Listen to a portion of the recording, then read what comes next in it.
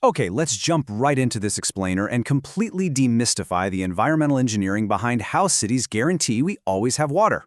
Seriously, have you ever turned on your tap and just wondered exactly how much math, forecasting, and pure infrastructure goes into making sure the water flows instantly? We totally take it for granted, but hidden behind the wall is this fascinating world of water demand engineering. It's an invisible system working around the clock, literally predicting what you're going to do before you even do it. So here's our roadmap for today. We'll start by defining per capita demand, then look at the types of water demand, the factors affecting our water need, variations in that demand, and finally, designing for the peak. We're going to use a sort of building blocks approach here, scaling all the way up from a single person's daily use right up to a whole city. Now, it's a massive infrastructural challenge, but it really all starts by solving one fundamental question. How do engineers guarantee your tap never runs dry, regardless of the season, the time of day, or the size of the population? I mean, if they get this wrong, the whole city just grinds to a halt. Tap sputters air, businesses are forced to close, and public health is immediately at risk. So the solution absolutely has to be foolproof, and it relies on some very specific calculations. Which brings us to our first section, defining per capita demand. You see, to build a water supply system, engineers first need a baseline metric. They measure this in liters per capita per day, or LPCD for short. Think of it kind of like a water allowance. It's calculated by taking the total yearly water requirement of a city, dividing that by 365 days, and then dividing it again by the total design population. The absolute crucial takeaway here is that this isn't just the water you personally drink or shower with. No, it's a slice of the entire city's water pie. We're talking massive factories, sprawling schools, towering office buildings, all of it, divided equally among every single resident. That gives engineers a single workable number to start building from. Moving on to Section 2, Types of Water Demand. Seeing exactly how that baseline water allowance is actually spent is, well, it's absolutely fascinating. For an average Indian city, environmental engineering standards set the target at 335 LPCD. Now, domestic use predictably dominates that total at 200 liters. But get this, a surprising 15%, or 55 liters per person per day, is just simply lost. This accounts for things like aging pipes leaking underground, water wasted during transit, and illegal tapping. Engineers actually have to design these massive systems to pump, purify, and transport all this extra water just to compensate for this unavoidable ghost demand that never even reaches a legitimate tap. Wild, right?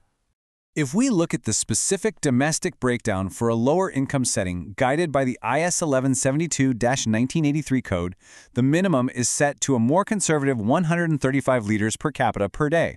And this highlights a really stark reality about modern infrastructure. The vast majority of our highly purified, chemically treated water goes straight down the drain, literally. Bathing takes up 55 liters, and toilet flushing takes 30. Only a tiny, tiny fraction, about 5 liters, is actually used for human survival, which is drinking. Yet every single drop in the entire system has to be treated to a perfectly drinkable standard. Oh, and we also have to account for fire demand. Now, on an annual basis, the total volume of water used to fight fires is incredibly small compared to normal daily city use. But here's the catch. Engineering for a fire isn't about volume, it is all about velocity. It requires a massive, instantaneous flow rate and extremely high pressure in the pipes so that firefighters can preserve life and property the exact second an emergency happens. If engineers only designed for daily average use, a fire hose just wouldn't have the power to reach the second story of a burning building. All right, let's hit Section 3, Factors Affecting Water Need. So that 335 LPCD baseline we just talked about, it isn't static. It constantly stretches and shrinks based on our environment. Climate is a huge factor here. While it's pretty obvious that hot, dry climates require way more water for cooling and watering lawns, surprisingly, extreme cold also spikes demand. In very cold places, residents will literally keep their taps open, just allowing water to continuously flow, solely to stop the pipes inside their walls from freezing and bursting. It's a massive drain on the system, but it's a behavioral necessity that engineers simply have to forecast and accommodate. And there are plenty of other factors that drastically shift these numbers. The physical size of the city dictates how much water is needed for street washing and maintaining public parks. The general standard of living plays a big role too, with automatic dishwashers and large lawns significantly increasing usage. But interestingly enough, the distribution pressure itself affects demand. Think about it. If water flows out of the tap at a very high pressure, people just naturally use more of it in the exact same amount of time. Plus, tiny hidden leaks in the city's pipe network spray out water much faster. On the flip side, if water is individually metered and actually costs more money, demand magically drops as people become way more conscious of their use. Which leads us perfectly into Section 4, Variations in Water Demand. You know, time is really the ultimate variable in water consumption. An annual average is great for a spreadsheet, sure, but engineers can't design a pipe for a yearly average. They have to design it for the single busiest second of a year. We know seasonal variation is very real. Summer heat spikes demand by 30 to 40% over the winter baseline. We also have daily variations, like Sundays or major festival days when everyone happens to be home doing laundry and cleaning.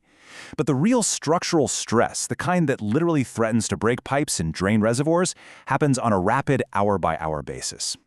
When we map out a city's daily routine, water demand is almost zero in the dead of night, around 3 a.m. The city is asleep and the pipes actually get a chance to rest and refill.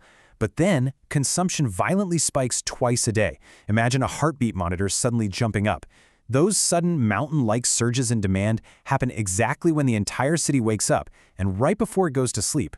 It is a perfectly synchronized wave of human behavior that just slams the mechanical infrastructure all at once. We're talking about the active household working hours. That's roughly 6 to 10 in the morning for cleaning and getting ready, and 4 to 8 in the evening for cooking and washing. This represents the exact moments when almost everyone in the entire city opens their taps at the exact same time. This massive coordinated draw is the primary threat to a city's water pressure, and honestly, it's what engineers spend all their time worrying about. If you've ever experienced a super weak shower stream at 8 a.m., well, you were feeling the physical limits of the system struggling against this exact morning peak. And that brings us to our final section, designing for the peak.